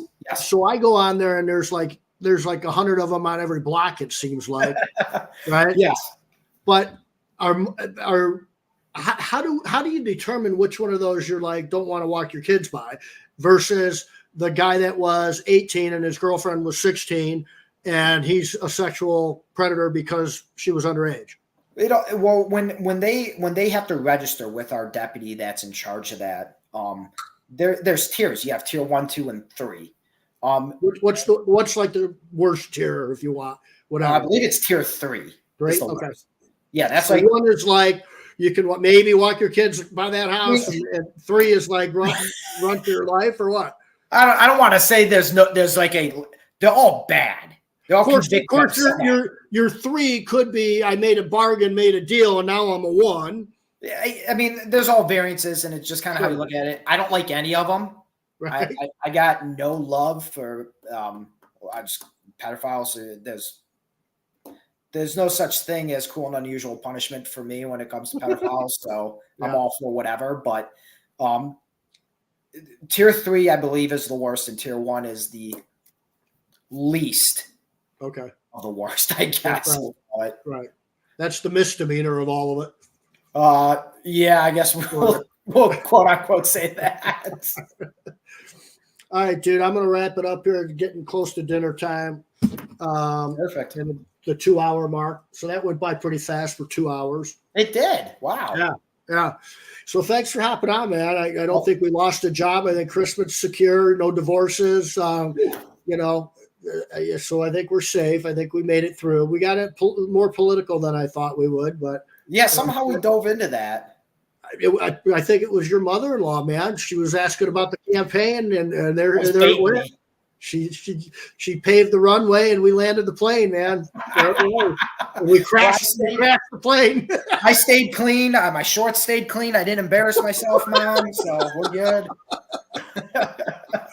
So thanks for hopping on. Capone family, I think you're all first class for sure. You couldn't have married into a better family. And I'm glad that if you saw anything, I know you know what a good dude you got as a son-in-law, and Serena's the best of the best, and your kids are phenomenal. And I'll wrap it up by saying that, man. Love you, dude. Thanks for being on. And anytime you want to come on, if there's a protest, let's do it. And we'll get back on. Maybe I'll have you as a guest host every now and again, going down the road. I love that. We'll see what happens. All right, everybody. I'll be back next Tuesday, I think, at 4 p.m. Eastern time. I just can't remember who's on, but I got a lot of really good guests coming on. John Majak's going to be on pretty soon. I had a reschedule from John Hewlett. That's a big franchise guy. He's got about 8 different franchises, and he was with Hewlett Tax and Freedom Tax, I think it was, or Liberty Tax, and all that good stuff. So anyway, with that said, thanks for hanging out, and God bless and have a good day.